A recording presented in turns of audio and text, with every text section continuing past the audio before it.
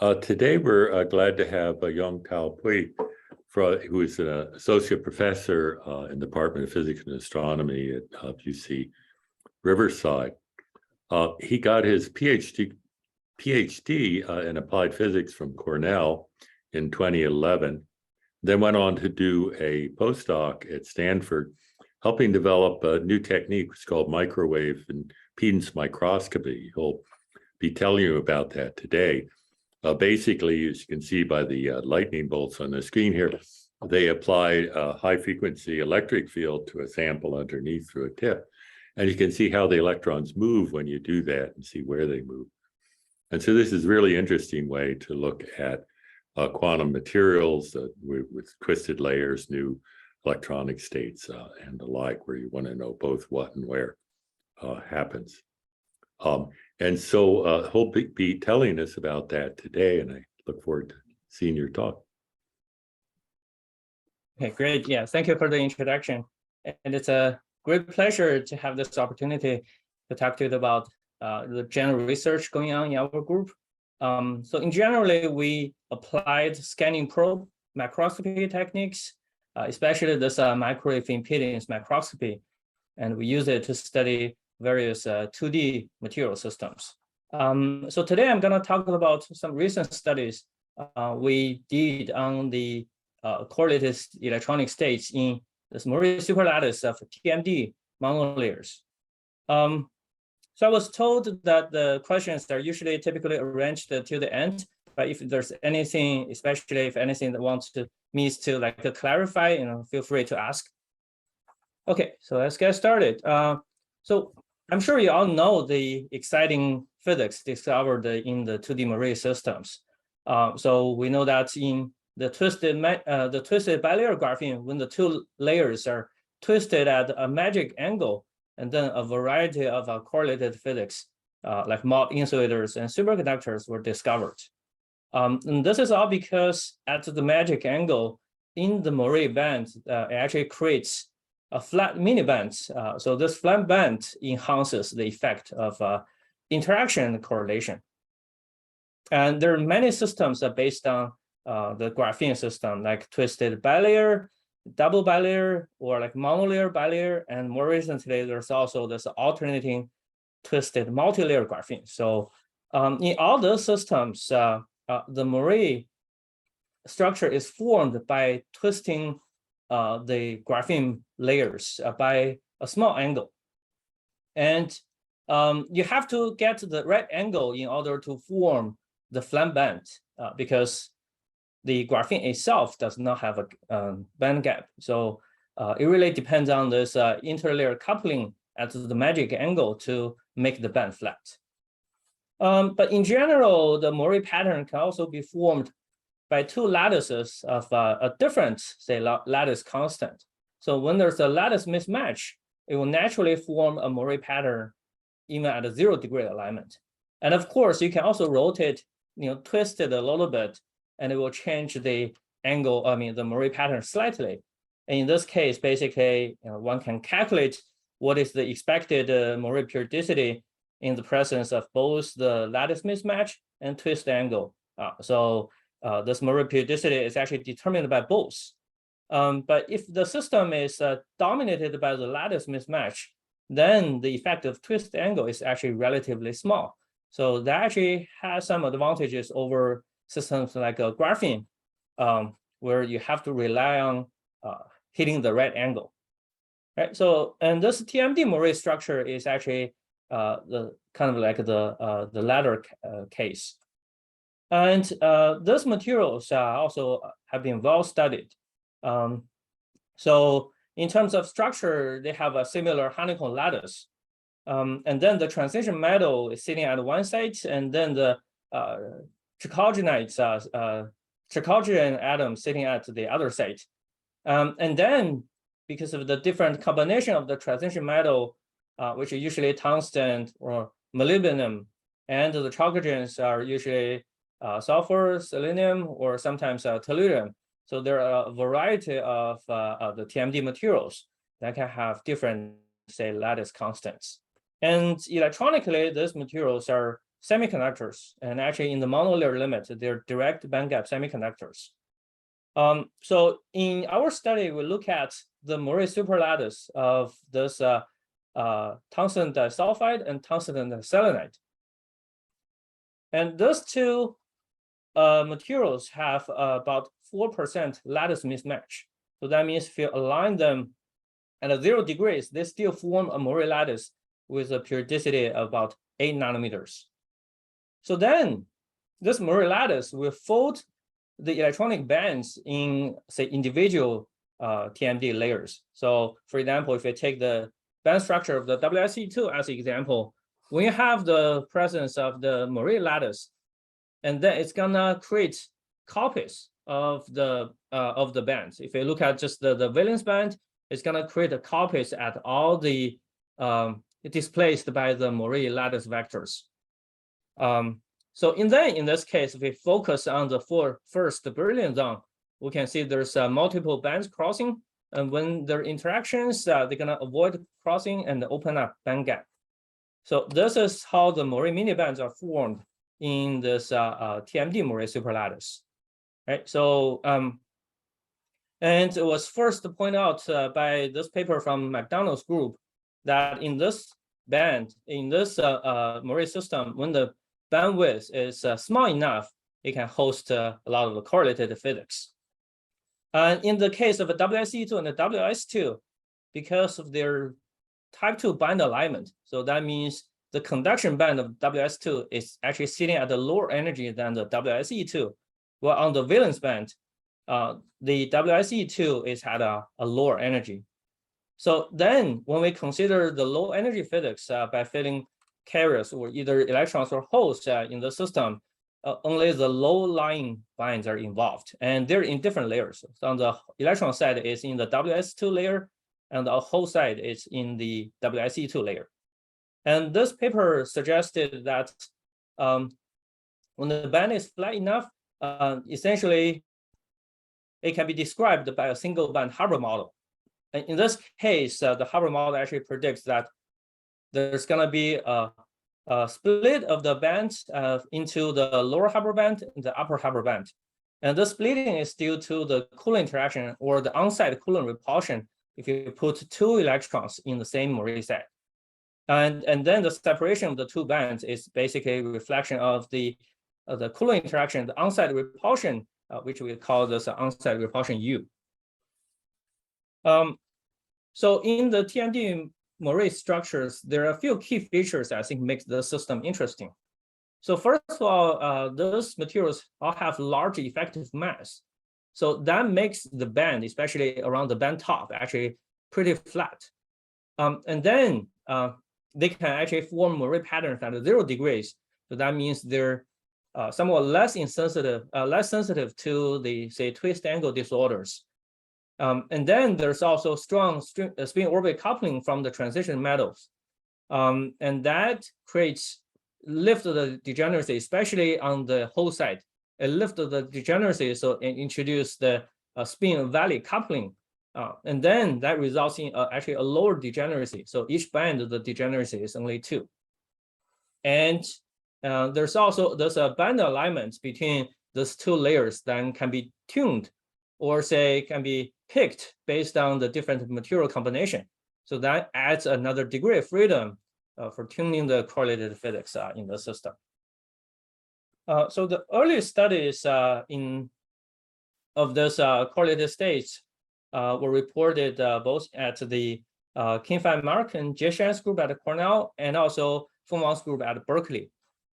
So the Cornell group did transport measurements in this WS2 and WSE2 structure, and then what they found is that at the filling factor 1, they saw this resistance peak, so that indicating opening a gap in insulator state, and this is a so-called the Mott insulator state.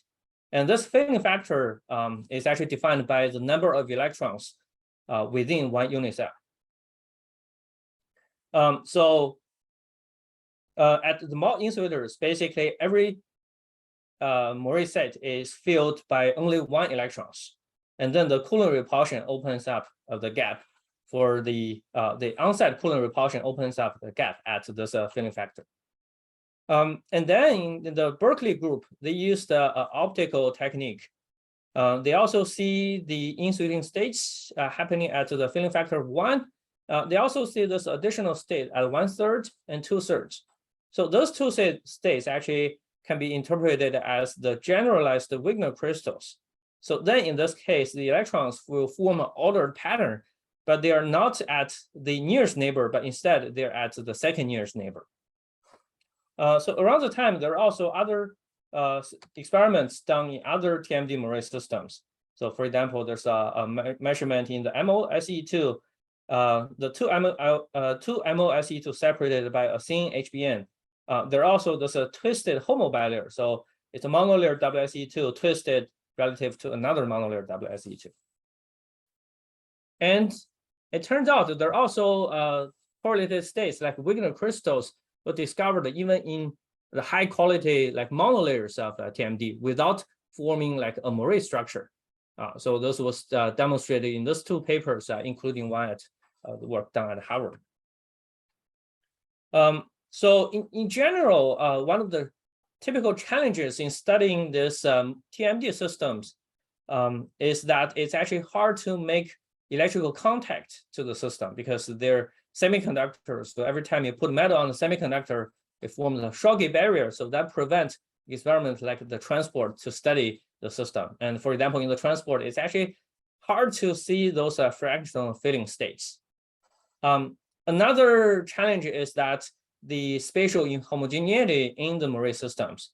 At this stage, I think there are still a lot of disorders in terms of the alignment and also in terms of the Moiré coupling on the, say, micrometer scale at the device level. So if you do transport measurements across the entire device, that sometimes it will wash out or cancel out a lot of the fine features. So this is where we think a local probe, like a scanning probe microscopy, can come into help, right, to make some contributions.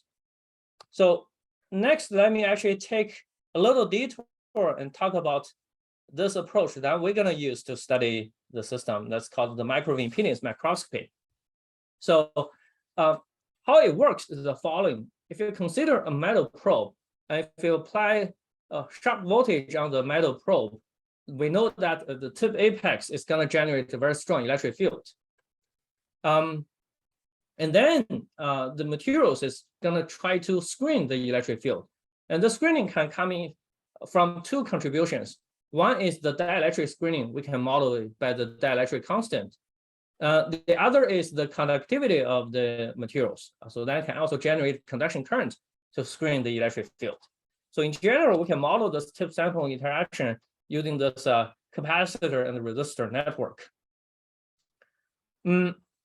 So then in order to probe this capacitance and the resistance, which reflects the dielectric constant and the conductivity of the materials, then we need to do AC measurements. We know that in AC measurements, the capacitors basically becomes a impedance. Right? So this impedance goes like 1 over omega C, where omega is the operating frequency. But then in this tip geometry, because the tip area is generally very small, then the capacitance is actually very small. It's typically on the order of 10 attofarads. So that means if you do if you use a low frequency, this impedance 1 over omega C essentially diverges or blows up, right? So it's hard to measure this capacitance. So that's why we use the microwave operating at a gigahertz. So that increases the frequency, and then that brings the total impedance down. Typically, it's on the order of tenths of mega ohm. So that's still a reasonable value to measure.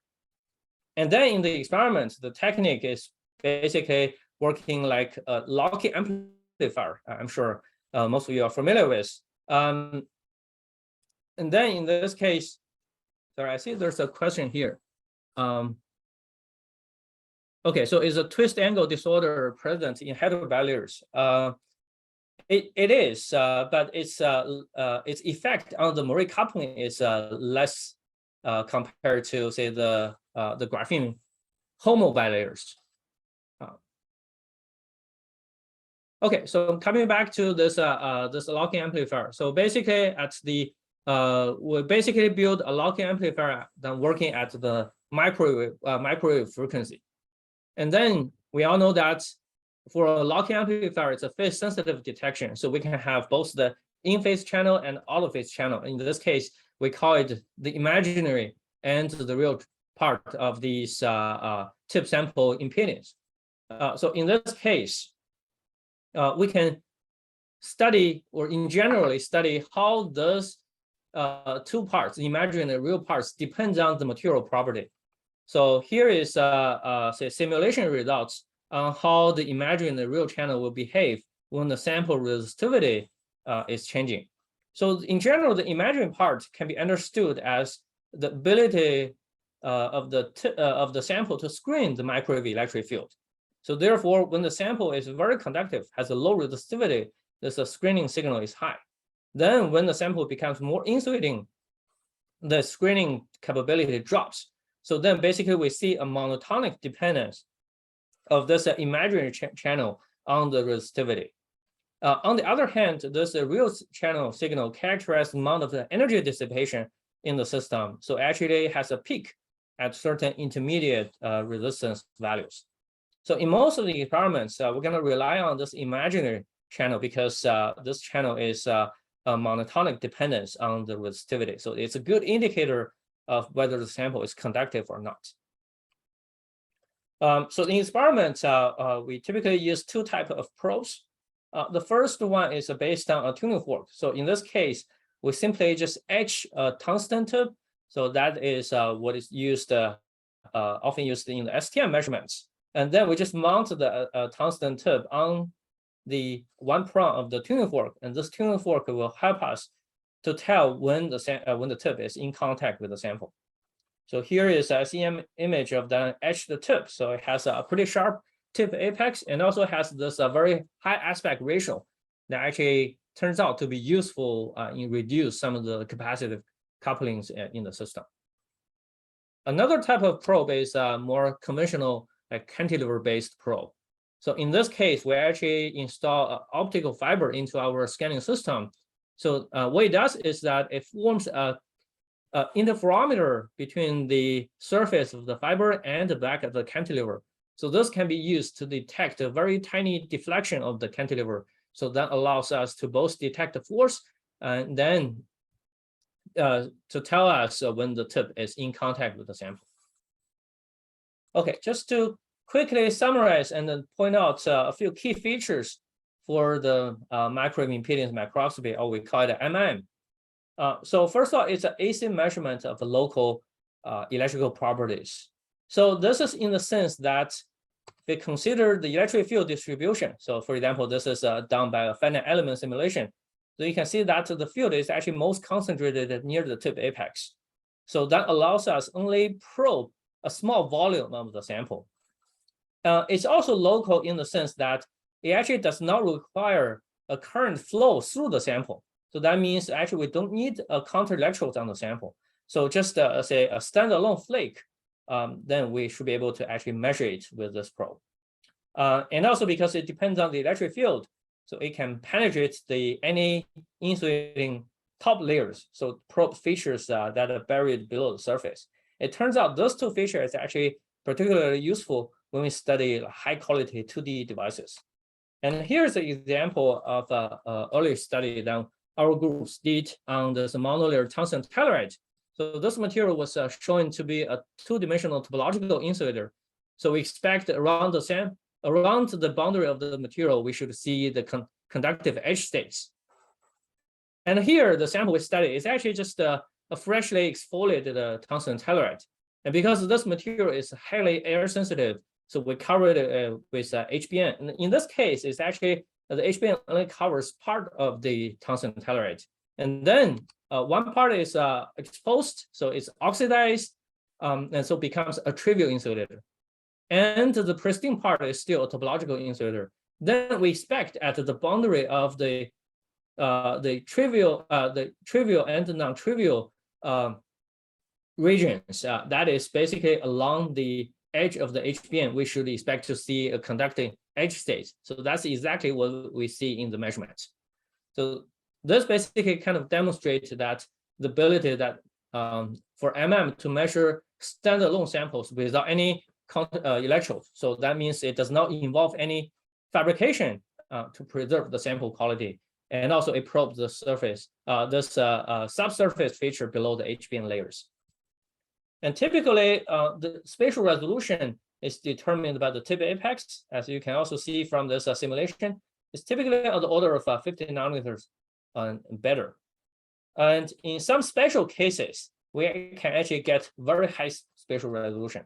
And that's what we recently found out. If we study a graphene on top of HBM, we know that they can form a Moiré pattern. So in this case, the sample is provided by our collaborator at China, and they actually grow the graphene directly on HBM. So because of this growth, it's aligned perfectly at a 0 angle. And then when we do this imaging, we actually can see this Moiré pattern, which has a periodicity of about 14 nanometers with very high spatial resolution. So this is actually better than 2 nanometers. And then another interesting result in this experiment is that occasionally the sample also has a second layer growing on top. And when the second layer grows, sometimes it can form a small angle between the two graphene layers. So in this case, essentially, it has this double Moiré structure. So there's a Moiré pattern between this middle layer graphene and the HBM. And there's also a Moiré pattern between these two graphene layers. So in this kind of samples, we actually can image both Moiré lattices. And it turns out this a big hexagon here corresponds to the Moiré pattern between the graphene and the HBM. And then there's a small triangular patterns. Those corresponds to the Moiré pattern between the two graphene layers. Okay, so now coming back to the TMD Moiré structures. Oh, one thing to mention is the reason we actually see this high spatial resolution is because now the tip actually forms a good contact with the graphene. So in this case, it works more like a conductive AFM. And of course, without the current actually passing through the sample. So we are using the microwaves to detect this local contact resistance. All right, okay, so let's coming back to the TMD Moiré structures. So this work is actually a close collaboration between our group and Sufei Shi's group at RPI. So his group is fabricating high quality TMD Moiré structures and also perform optical studies on the samples. So here in this picture, what you see is a typical device that we measure. So you can see this the green WS2 layers and this red WSC2 layers. So they're aligned basically based on their crystal edges after the exfoliation. And then we form a sandwich structure with both top and bottom HBM, and then put it onto a field layer graphene as used as a local gate. And in this measurements, we actually just park our probe at a single spot over this Moiré structure. And then using the graphite gate, we tune the carrier densities in this Moiré bilayers, and then we measure the conductance change. So this is the typical data that we get. So this is, again, the imaginary channel. So when the imaginary channel is high, it means conductive. And when it goes low, it means there's insulating states. So as you can see that as the gate is tuned, we see a bunch of dips, so indicating a lot of insulating states formed at the different fittings. And when we calibrated the fittings, we can see there's the states at a host filling of -1, and also at the electron filling of 1. So this corresponds to the Mott insulator states. We also see a lot of intermediate states at the fractional fittings. So they're all simple fractions. So in fact, if we zoom in a little bit and also vary the temperature a little, we actually see a lot of the fan structures. So for example, we can see the states at a 1/3, 2/3, and they actually appear on both the electron side and hole doping side. They're also the 1/4 and 3/4. They also show up on both the carrier polarity. So those states are basically this generalized Wigner crystal states. For the 1/3 and 2/3, they actually form the same kind of like ordering pattern. So the electrons are the carriers are separated at the second nearest neighbor. For this 1/4 and 3/4 states, the carriers are separated at the third nearest neighbor, actually. Then we'll also see this additional states, like say this 1/2 also on both sides. And then on the electron side, we also see this 1/6 and 5/6. So this actually corresponds to a stripe phase. So the charges actually breaks the rotational, the ordering actually breaks the rotational symmetry. And all those charge ordering patterns can be reproduced in a Monte Carlo simulation. So this is done by our collaborator Di Xiao, who was at Carnegie Mellon University, but it's now moved to Washington. So he did so their group did this Monte Carlo simulation. So based on this extended Hubble model, so they basically just consider the total cooling interactions among all the carriers. So in this case, when we fill the entire Moiré lattice by 1/3, and then we can get this a very nicely ordered triangular lattice. So that corresponds to the spacing at the second nearest neighbor. And then at the 1/4, we can get this spacing at the third nearest neighbor. But in this case, actually, you may notice that there are actually a competing states of a slightly different charge ordering pattern. But overall, I think the majority is in this triangular lattice. So those two basically indicate that the interaction in the system is actually long range. It can go beyond the nearest neighbor to second, third, and sometimes we even see fourth and fifth nearest neighbor couplings. Okay, so there's a question here. So do you have a spatial map?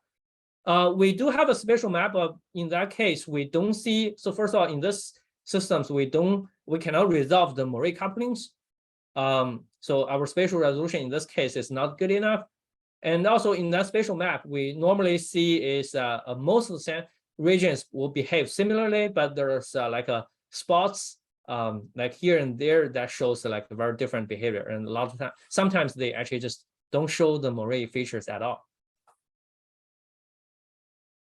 Okay, so this is for the 1/3 and 1/4 filling. And then let's look at this 1/2. So as I said, this is the stripe phase. So it breaks the rotational symmetry. So in the simulation, we expect to see a lot of domains because they're different, 3 different directions for the stripes to point along. The same thing for this 1/6 fillings. Okay, so around the same time, this measurements were also, this states, fractional filling states were also probed by other techniques from different groups.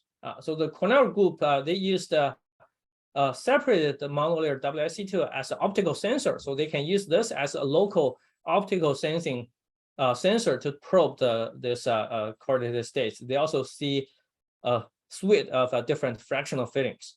And my colleague, Joshua Louis at UCR, they used the photoluminescence on a high quality Moiré barriers. And then they also see a bunch of fractional fillings. And the Berkeley group, they actually directly imaged this charge ordering using STM. And of course, STM directly on this TMD is very challenging. So what they did is they put a graphene layer on top and then to sense the charge ordering patterns through STM. And then this the correlation strength in the system is also very strong, and so this can be observed through the temperature dependence. So you can see that this Mott insulator state actually goes all the way up to about 160 K, while the fractional fillings they kind of disappear around 30 to 40 K.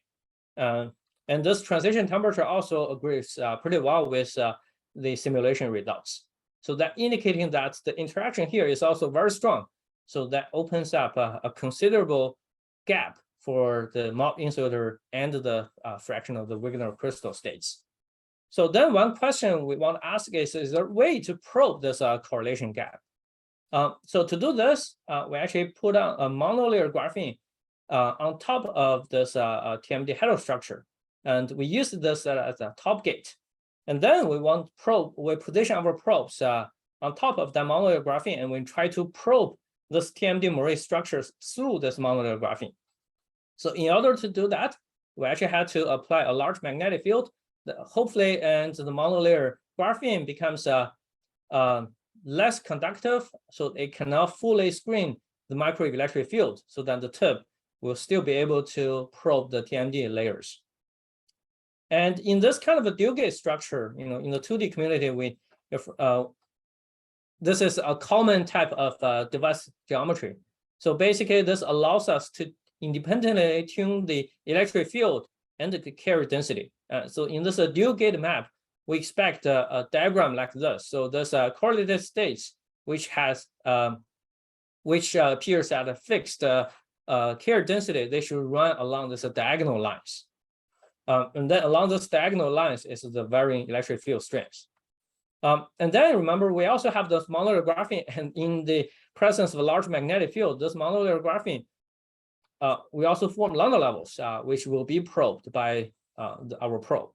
But those lambda levels should appear as vertical lines because they only depend on the top gate. Okay, so here is the typical data that we get through this dual gate map. So this is the top gate and this is the back gate. So we do see this diagonal lines. So this corresponds to the Mott insulator states, for example, at -1, and also the fractional states at -1/3 and 2/3. And there's also this insulating state at -2, which is basically just a gap state, the band gaps for the first Moiré band. We also see the lambda levels. So in order to probe the correlation gap, let's actually look at more closely into this region. So here is a zooming of this plot, a high resolution map. And what we can see is that there's this lambda levels running roughly vertically, and then they're shifted by a certain amount when they cross the correlated states. So what happens here? So basically, we can understand that by analyzing the gating geometry. So here, the graphene is acting as a top gate. So then the carrier density inside the graphene depends on the potential difference between the top gate graphene and our sample, the TMD Moiré structure. So then there are two contributions to this potential difference. One is the voltage you applied on the top gate. The other is actually the chemical potential of the TMD bilayers. And this TMD bilayer, this chemical potential actually can be tuned by both the top gate and bottom gate. Okay, so now if we write down the equation for the carrier density in the monolayer graphene, it should depend on this potential difference, which has the three terms: the chemical potential in the TMD, chemical potential in the monolayer graphene, and the top gate voltage we apply. Okay, so now if we track specific lambda levels, so that means we fix the carrier density in the monolayer graphene and also the chemical potential in the monolayer graphene. So basically the monolayer graphene is kept inside one of the lambda level gaps. And then when it crosses this correlated states, we expect that the chemical potential in the TMD bilayers is going to change. And this chemical potential is basically, the change in this chemical potential is compensated by the change of the top gate in order to observe the same lambda levels. Right? So that's the idea of how we can track this lambda level and use that to extract the chemical potential profile in the TMD samples. So we can do this for all the states and also for this -2 states. And here is what the data looks like. So we basically can plot the chemical potential change as a function of the filling factors. So when it crosses the specific fillings, there's a jump indicating the energy gap at that state. Then we can see that at the Mott insulator state, it has the largest gap, around about 70 millivolts. And then for this fractional filling states, the gap is about 7 millivolts. That's actually the same for 1/3 and 2/3, which is what we expect. And then for this energy gap between the first and second Moiré Minibands, it's actually smaller, only 35 millivolts. So this gap, the magnitude of this gaps actually correlates very well with the observed transition temperatures for those different states. There's also another work done by the Cornell group that uses capacitance measurements to measure the thermodynamic gap in this slightly different system, so WS2 on MOSE2. So here they use the MOSE2 because electrical contact to the MOSE2 is slightly easier than the WSE2. But still, in general, they suffers this challenge due to the large contact resistance. For example, you can see that for the Mott insulator state, you actually cannot probe it below about 20K. That's just because the contact resistance becomes too large for the capacitance measurement to work. But in general, the gap size is consistent, and also we were able to resolve this Fender features at the fractional fittings. Okay, so then another question is that now that we have this correlated states, is there a way to manipulate it? So we can learn some ideas from the graphing community. So we can put on a multi-layer structure, right? So in this case, we study a multi-layer tungsten selenide on top of a monolayer WS2. So in this case, this multi-layer is actually a natural multi-layer, so it's not a stacked multi-layer. So then what happens is that this WSE2 and the WS2, they form a Moiré band only at the interface. And then the added layers, this second and third layers, they simply just contribute trivial bands in addition to this the Moiré Minibands in the first layer. And this is the case because this natural multi-layer WSE2 has this 2H stacking. So in this case, this adjacent layers actually are stacked by angle of 180 degrees. So it's like the AB stacking in the case of graphene. And then because of a strong spin orbit coupling, the same, say the K point, they actually have different different spins at the two layers, adjacent layers. So those different spins actually effectively suppresses the interlayer tunneling. So what that means is this second layer is effectively decoupled from the first layer. So that's why they only contribute additional bands. So we can treat them as sort of like a separate WSE2 layers. Okay, so here's the data that we get on this multiple regions. In that monolayer region, monolayer region, we basically see similar features as what we have seen before. And in this 2+1 regions, we also see similar features at the low temperature. But when we go to the third layer, the 3+1 layers, then those fractional fittings are already much weaker at the low temperature. But we still see a pretty strong Mott insulator states. Then as we do a temperature dependence, we can tell that this interaction strength is actually different. So if you look at this monolayer case, again, this Mott insulator states persists up to about 180 Kelvin. And then in this 2+1 states, it actually disappeared around 120 K. And then for the 3+1 case, it actually disappeared around 60 K, 60 to 90 K. So basically it says, this tells us that this additional layers, they weaken the correlation strength, presumably because they have additional screening. So that weakens the cooling interactions in this at the Moiré interface. And another thing that we learned from this study is that the Moiré coupling only happens at interface because of the reason we analyzed it before. But in experiments, we actually use the optical measurements. This is done by Sufei's group at RPI.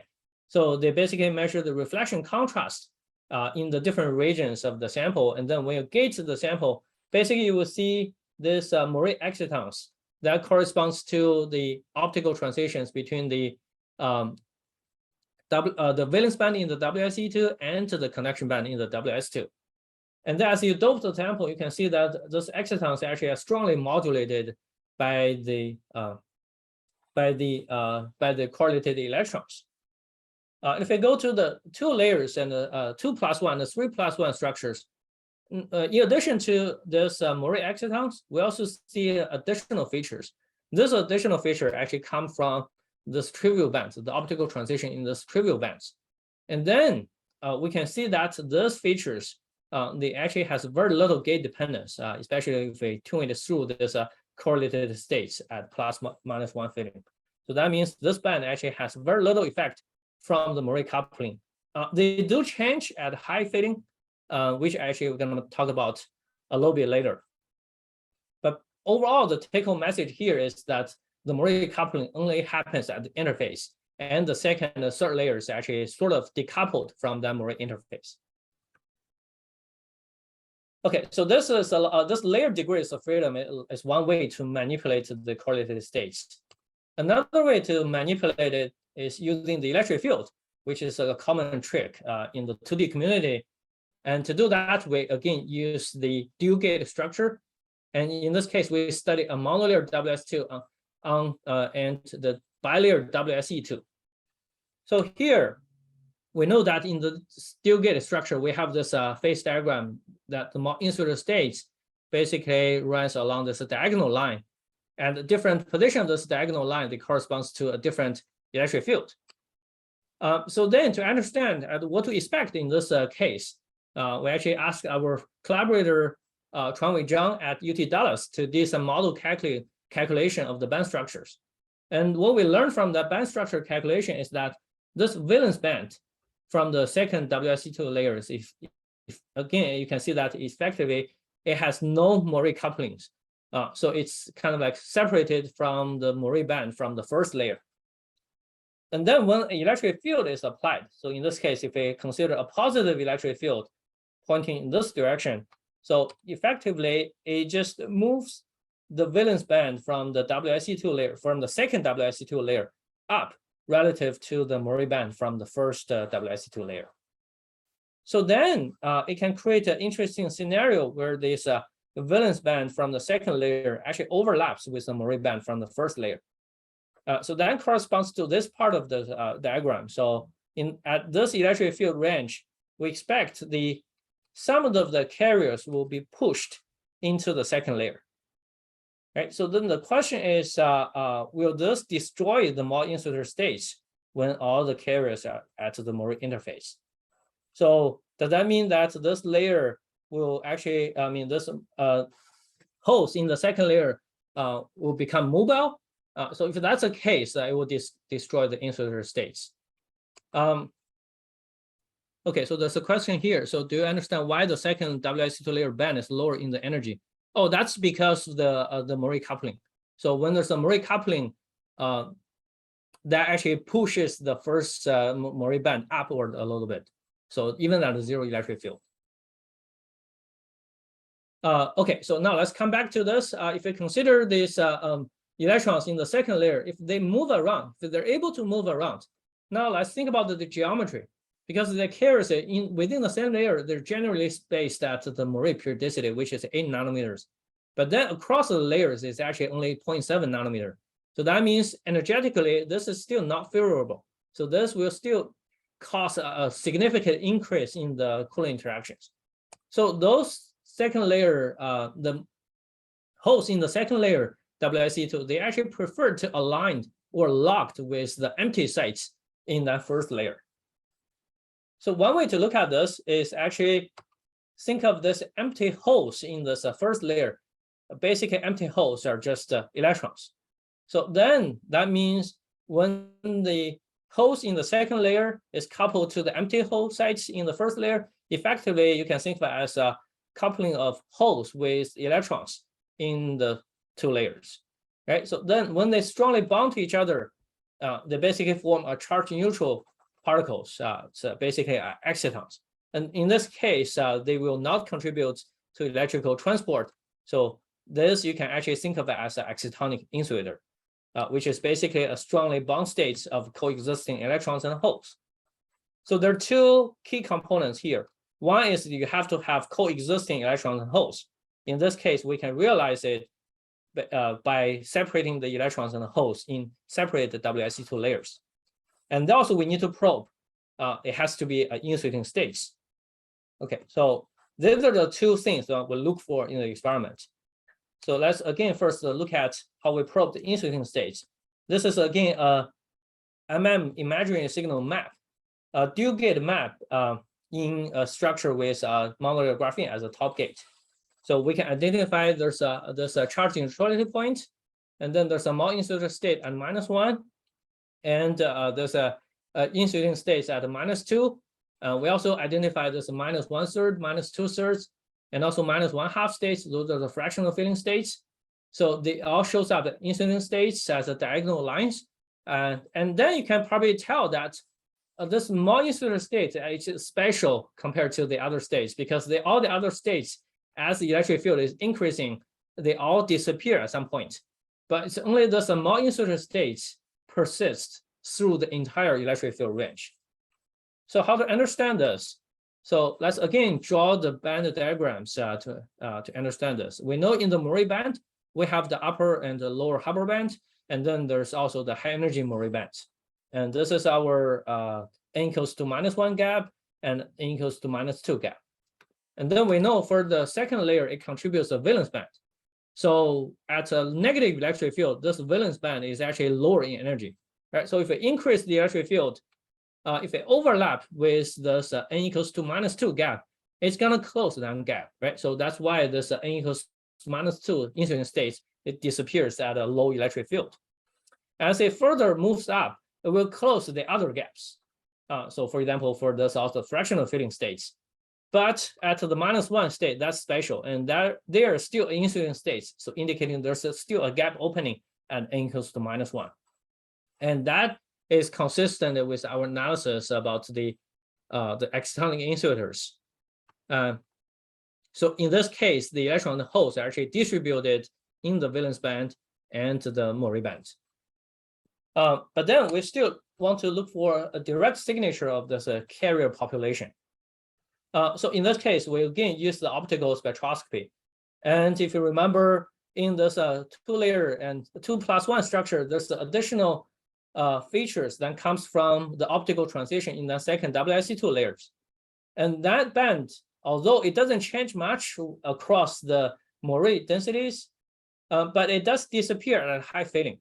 So what happens here is that it's actually an indicator that the carriers start to populate the second WIC2 layer. And in that case, that significantly changes the optical transition here.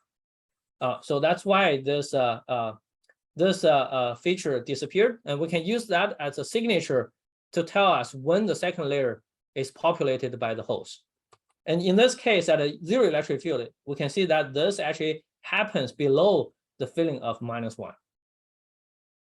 So again, this is at a negative electric field. We can see that it actually happens at a very high filling, so that indicating that the valence band is actually at a very low energy.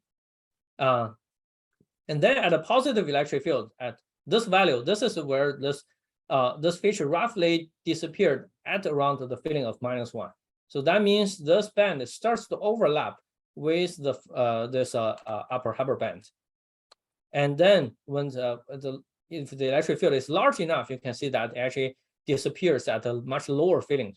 So that means here, by the time you reach the -1 filling, there are gonna be carriers in both the Moiré Minibands and the valence band in the second layers.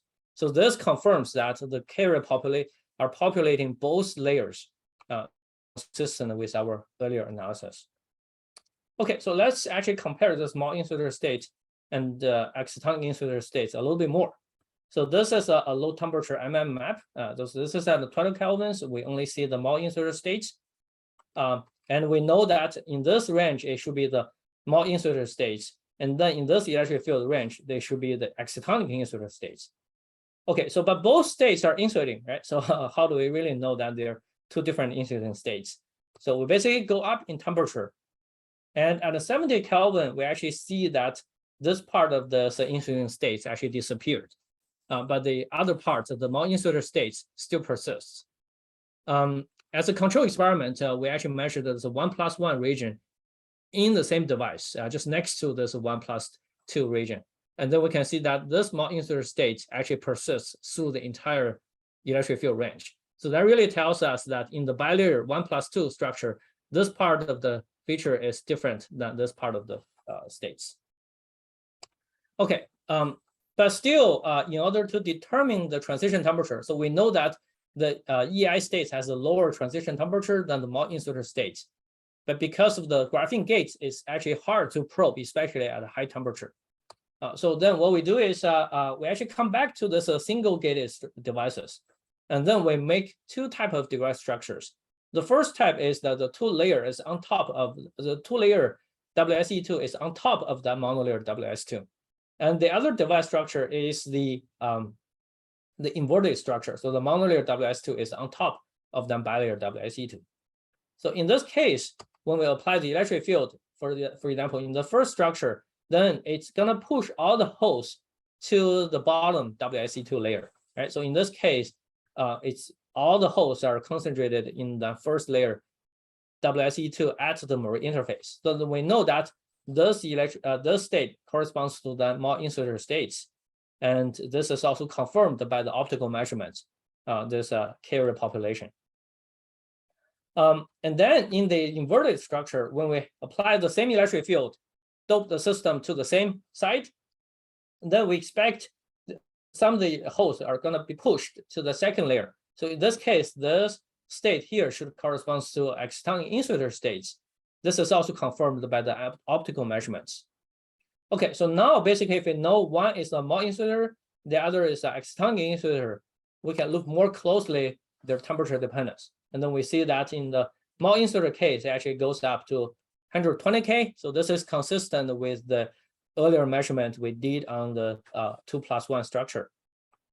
And then in this excitonic insulator states, it actually disappeared around 90 Kelvin. So that indicates the transition temperature, the real transition temperature that we can probe in the excitonic insulator state is around 90 K. Okay, so finally, let me summarize a little bit about the excitonic insulator in this TMD heterostructure. So I think there are two key features that enable the states. So first is that we use this natural bilayer WSE2.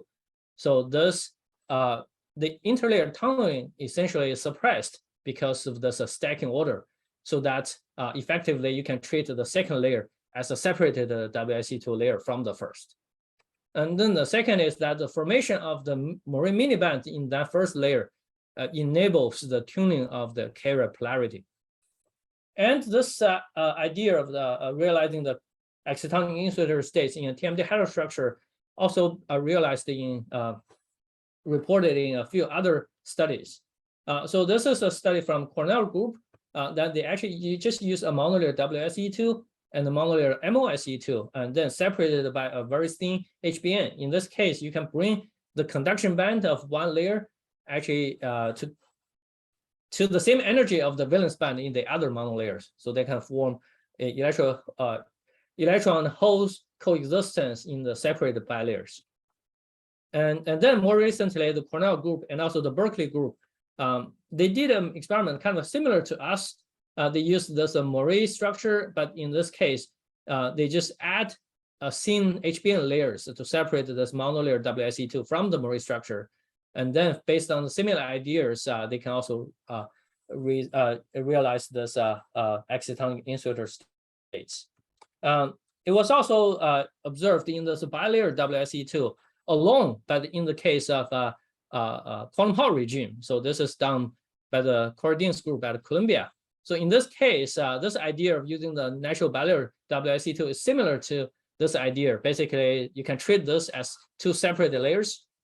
And then in the quantum Hall regime, they can realize longer levels, which are essentially flat bands that kind of like allows you to tune the carrier polarity. Okay, so that's pretty much all I want to talk about today. So as a final summary, hopefully, and now I have demonstrated that the TMD Moiré superlattice is actually a very new promising platform to study correlated physics in 2D, because the interactions here in the structure is strong and also long range, right? And also because of the different choices of material combinations and the band alignments and the different layer degrees of freedom. So it gives a lot of flexibility. So allows the correlated states to be manipulated. And also it has a lot of potentials to realize other novel quantum phases. So for example, the recent work from Cornell group has reported the topological phase in this Moiré structure. And of course, it will be interesting to see whether we can find superconductivity. Okay, so last but not least, I would like to acknowledge all the people involved in this work. So a lot of the experiments are done by my student, Xun Huang, so who actually recently graduated. He's now a postdoc at Columbia. And then the experiment is a close collaboration with Sufei Shi at RPI, so who is expert in making the samples and doing all the optical measurements. And we also get a serious support from Di Xiao and Chuanwei Zhang. And then of course, the people at Japan to give us the HBM crystals. So with that, I would like to thank you for your attention and be happy to take questions. Okay, well, thank you very much for a really nice talk. For people who would like to ask questions, please type them into the Q&A part of Zoom below.